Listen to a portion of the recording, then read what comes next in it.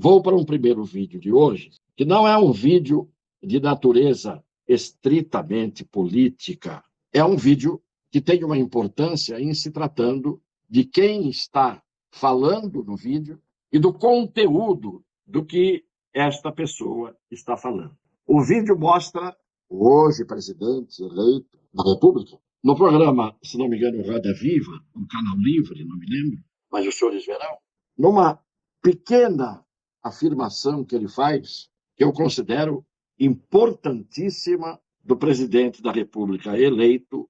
Então, você não está estudando nada? Não. Eu acho que, olha... Você sente necessidade de estudar? Primeiro, eu sou muito preguiçoso. Sim. Até para ler, eu sou preguiçoso. Tá? Eu não gosto de ler, eu tenho preguiça de ler. Pelo hábito, isso é questão de hábito. Eu não gosto de ler, eu tenho preguiça, eu não tenho hábito, eu fico entediado. Em se tratando de uma pessoa que fala muito, sustenta ideias, prega para uma nação, para um povo inteiro, e tem a incumbência, evidentemente, como todos sabem, de exercer a presidência da República já pela terceira vez, esta confissão de não gostar da leitura, de ter tédio, ter preguiça, não é uma boa recomendação.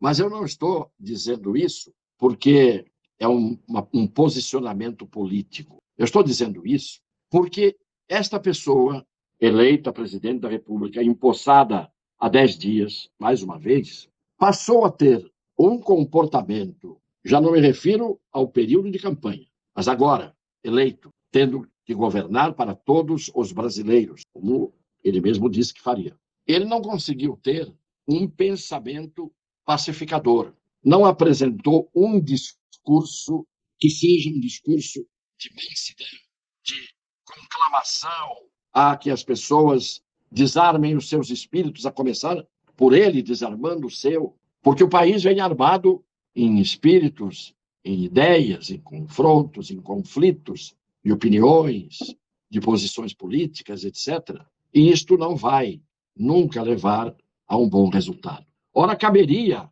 a ele a função do pacificador. E por que ele não exerce essa função de pacificador? Porque ele não se aprimorou no conhecimento. E o que nós temos visto é exatamente essa figura tosca. E isto é muito grave. Mas não é apenas o problema do conhecimento que falta a pessoas. Há também um aspecto que é o aspecto da honestidade intelectual. O que é honestidade intelectual? É a pessoa usar com honestidade suas ideias, sendo sincera, sendo franca, não sendo demagógica. Esses defeitos que muita gente que mergulham na vida pública tem para poder progredir de uma forma que é absolutamente abjeta e condenável, e é por isso que muitas vezes a política é o que é. E a vida pública é um espaço comparado, muitas vezes, àquilo que nós dizemos a zona onde ficam os bordéis. Então, vejam, eu vou dar aqui um exemplo. Em 2006, eu era deputado federal e, numa certa manhã, quis entrar para trabalhar dentro da Câmara dos Deputados, na sede do Congresso Nacional, e ninguém pôde entrar naquele dia, porque a sede foi tomada de assalto por vândalos, por predadores, por pessoas agressivas. E eu trago aqui uma reportagem feita pela Rede Globo naquele dia, se não me engano foi em junho de 2006, e eu era deputado federal na altura, e testemunhei aquilo que os senhores vão ver agora sendo praticado naquele momento, lamentavelmente, como sempre será lamentável que isto ocorra, que ocorra o que nós vamos ver agora e que o que nós vimos domingo, por exemplo.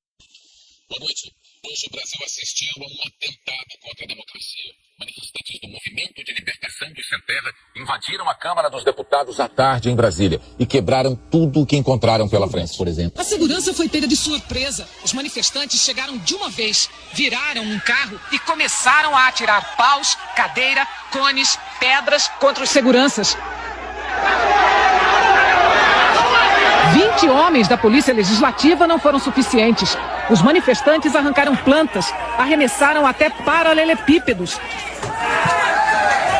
Ensanguentado, este segurança tentou se proteger atrás da roda do carro, que foi virado várias vezes e destruído a pauladas. Tamanha a fúria dos manifestantes. Um deles partiu para cima com um cone na mão e bateu na cabeça de um segurança. Um pedaço de meio fio foi lançado contra a porta de vidro e a multidão enfurecida invadiu o prédio da Câmara, obedecendo ao comando do movimento. Entre os manifestantes de vários estados do país, adolescentes, velhos, esta mulher usou um pedaço de viga de cimento para quebrar os terminais de computador que encontrou pela frente.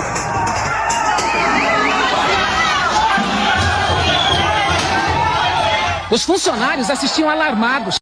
Se procurarem no Google, vão encontrar outros fatos semelhantes a esse, como, por exemplo, em 2017, que é bem mais recente, uma tentativa de invasão com feridos, com confronto, de manifestantes que chegaram quase a invadir um órgão do poder, de um dos poderes da República, e o Poder Judiciário, e quase aconteceu a invasão, e eram pessoas todas da mesma linha ideológica daqueles que invadiram a Câmara dos Deputados, que nós mostramos agora.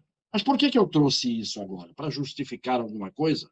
De jeito nenhum. Embora, muitas vezes, pessoas que exercem o poder pratiquem violência. Muito bem. Por que tudo isto veio à tona? Porque eu trago a mesma pessoa que agora há pouco dizia que não gostava de ler, que tinha preguiça, que lhe dava tédio e, portanto, que não era uma pessoa que buscava o conhecimento, indo para o campo daquilo que eu falei, que é a desonestidade intelectual. Não dizer a verdade quando se dirige a uma nação inteira. A manifestação do último discurso de domingo do presidente da República, quando ele faz mais uma vez um discurso agressivo, não pacificador, não de estadista, e vejam o que ele disse. Sabe, fizeram o que nunca foi feito na história desse país. É importante lembrar que a esquerda brasileira já teve gente torturada, já teve gente morta, já teve gente desaparecida, e nunca vocês leram alguma notícia de algum partido de esquerda, de algum movimento de esquerda, invadisse o Congresso Nacional, a Suprema Corte e o Palácio do Planalto. Não tem precedente na história do nosso país.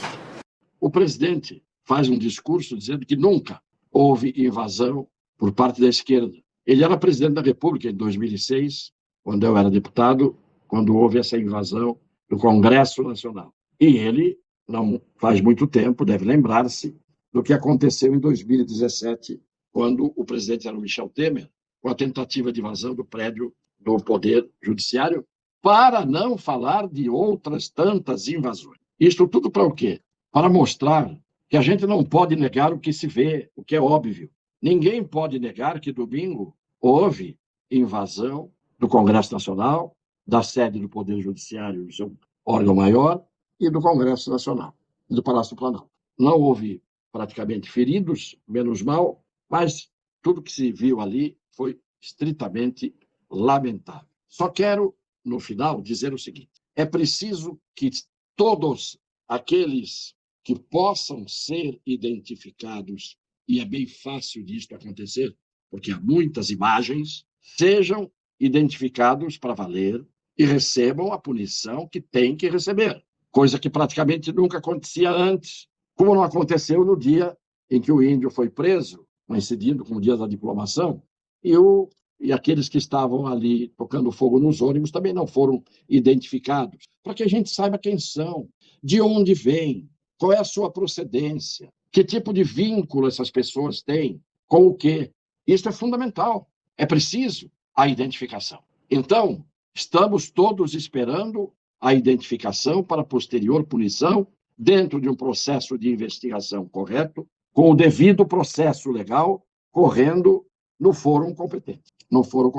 E para terminar, eu queria dizer o seguinte: houve um processo de transição longo em que o atual governo montou ministérios. O governo que foi embora participou do processo de transição, levando as informações, isto é, levando a bandeja com tudo que o governo anterior teria que mostrar, e o governo eleito recebendo esta bandeja para seguir adiante. Pois bem, se houve esse processo de transição, é evidente que a Agência Brasileira de Informação, que é a nossa agência de inteligência no processo de transição, foi passando tudo aquilo que tem de conhecimento. E já ficamos sabendo pelo noticiário hoje que a ABIN, essa agência de inteligência, passou ao governo, que está aí há 10 dias, todos os dados sobre o que poderia ocorrer no domingo. Passou para 37 órgãos do governo, e a ABIN está sujeito ao presidente da República, e passou a informação do que poderia acontecer a órgãos do governo, a ministérios e assim por diante. Então, o que eu tenho curiosidade de saber é por que nenhuma providência à altura do que estava para acontecer. Estando este governo informado, por que nenhuma providência foi tomada à altura para impedir que acontecesse o que aconteceu? Isso também tem que ser investigado. A ABIN, subordinada ao presidente da República eleito, mandou informações a 37 órgãos do governo sobre o que estava para acontecer. E por que não tomaram providências? Isso também tem que ser investigado. Isso também tem que ser trazido ao conhecimento da nação. Então, todos precisamos saber exatamente tudo o que aconteceu para apurar e, depois de apurar, punir, doa a quem doer, todos os responsáveis por ação ou por omissão, com honestidade intelectual e com o cumprimento da Constituição. Termino apenas dizendo que o artigo 144, parágrafo 6º da Constituição, diz: as polícias militares e corpos de bombeiros militares, forças auxiliares e reserva do Exército, subordinam-se, etc. São forças auxiliares. Mas no artigo 142 está dito: as Forças Armadas, constituídas pela Marinha, pelo Exército, pela Aeronáutica, são instituições nacionais permanentes, e as outras são forças auxiliares do Exército, organizadas com base na hierarquia, na disciplina, sob a autoridade suprema do presidente da República, e destinam-se à defesa da pátria, à garantia dos poderes constitucionais e, por iniciativa de quaisquer destes, garantia da lei e da ordem. Ora, por que nenhum dos chefes dos 3 poderes chamou as Forças Armadas, já que a ABIN, subordinada ao presidente eleito, tinha comunicado que as coisas iriam esquentar no domingo? Por que ninguém tomou providência? Então, vamos apurar as omissões e as ações malignas, eventualmente praticadas pelo governo no Distrito Federal, mas também pelo governo federal, eventualmente praticadas. Tá certo? Um grande abraço, compartilhem, comentem, toquem o sininho e deem o seu like para que a gente possa expandir essas ideias que democraticamente e de forma honesta e imparcial estamos trazendo aqui. Um beijo no coração das pessoas de boa fé.